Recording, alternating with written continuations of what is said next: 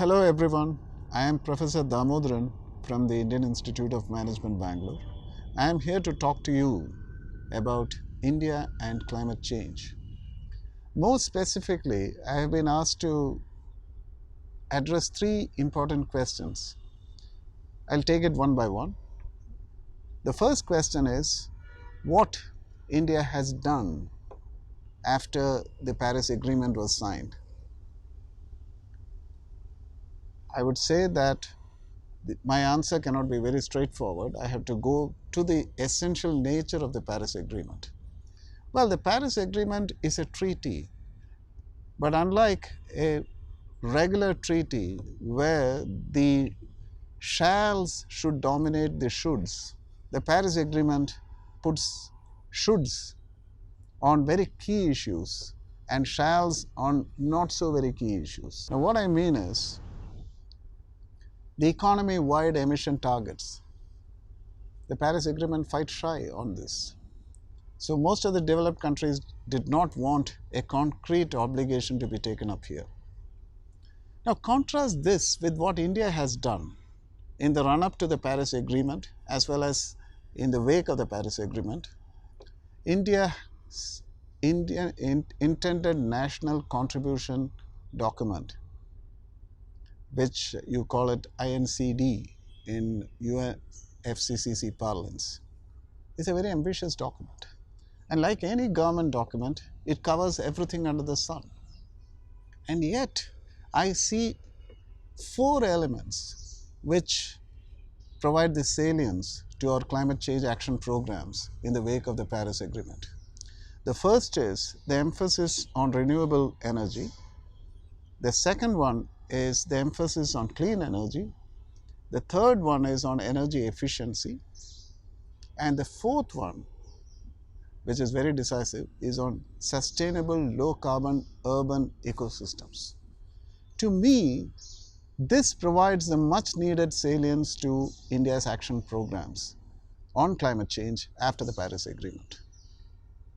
Now this is very interesting because these four aspects are areas in which we have been having substantial public investments and private investments happening in the past 3 years. The whole issue is how to green it. Renewable energy has got considerable focus. The rates, the unit costs have come down. You take clean energy, again considerable amount of investments have been happening. Urban ecosystems are in for a very big change thanks to the smart city initiative and urban development steps which have been taken. And these, in my view, once integrated with low carbon concerns, promises an explosion of sorts in the area of low carbon technologies. That's how I would end the first question. So I am optimistic. I'm also cautiously optimistic that India would do a good job as far as implementing the Paris Agreement is concerned. Now let me come to the second question. The second question is whether the Paris Agreement will be the harbinger of innovations and whether this will be driven by undertakings or it would be driven by public-private partnerships. Now this is again a difficult question to answer because the scenario is very complex as far as climate change, low carbon technologies are concerned. The scenario is complex for the simple reason that the sectors are so heterogeneous that you can't have one single answer on what will be the innovation model, what will be the business model which will drive the innovations. Now let me make it very simple. Contrary to what experts think, contrary to what climate policy makers think, India's greatest innovation driver in climate change would be the demand side management systems.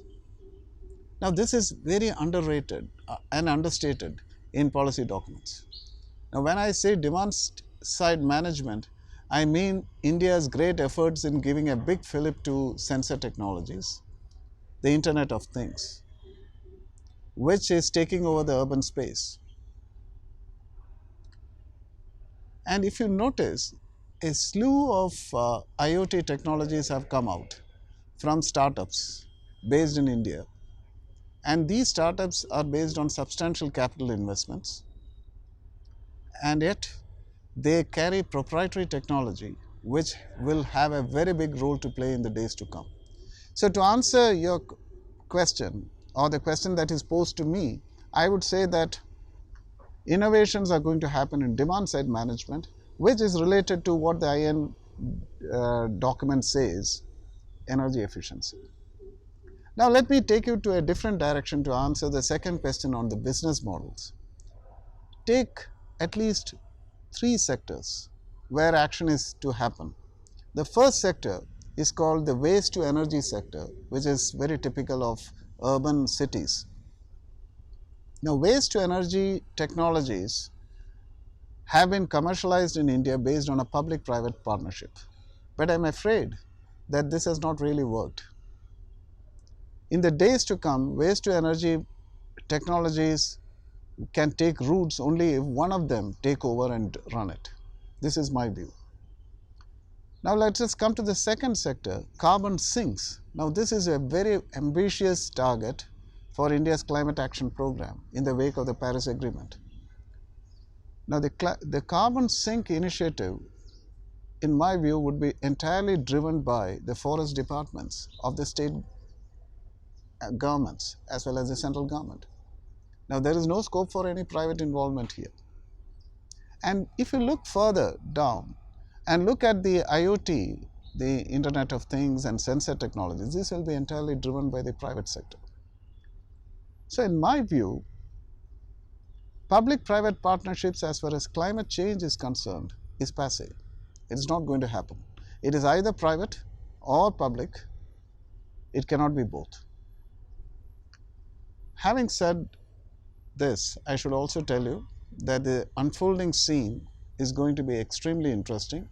I foresee that in the days to come, municipalities and corporations will be under pressure to reinvent themselves, technologically equip themselves, and take up the big issues in urban environmental planning head on. Now let me come to the third question that is posed to me on what are the most critical challenges that India is facing on low carbon pathways in the wake of the Paris Agreement.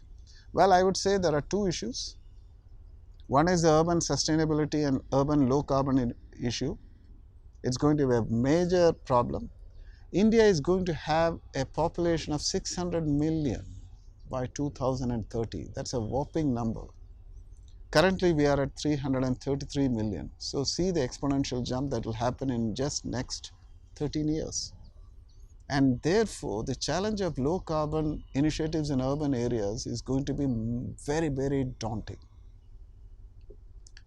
The other challenge that I foresee is in the rural areas, where the pressure will be on developing biological and natural tools to address climate change issues. Now, let me clarify this a little bit. Our economies, especially the rural economies of India, are in a very bad shape because of the drain of biological capital, biodiversity particularly. Biodiversity is the base for livelihoods of the rural populations in India. But the big initiatives in low carbon sector is going to happen through equipments, know-how and technological innovation surrounding them. They do not try to capitalize the biological capital of villages and turn it into a low carbon advantage. In my view, this will be a challenge. This is something which we need to address, because if we have to address this, because we have to see that there is a convergence of sorts between our climate change concerns and biodiversity concerns. And on that will rest the prosperity of rural livelihoods. I'm talking of small farmers, I'm talking of marginal farmers, and I'm also talking of the landless laborers. who still, much against the big pressures developed on them, would not like to migrate to cities given a chance. That's all for the present. Thank you so much.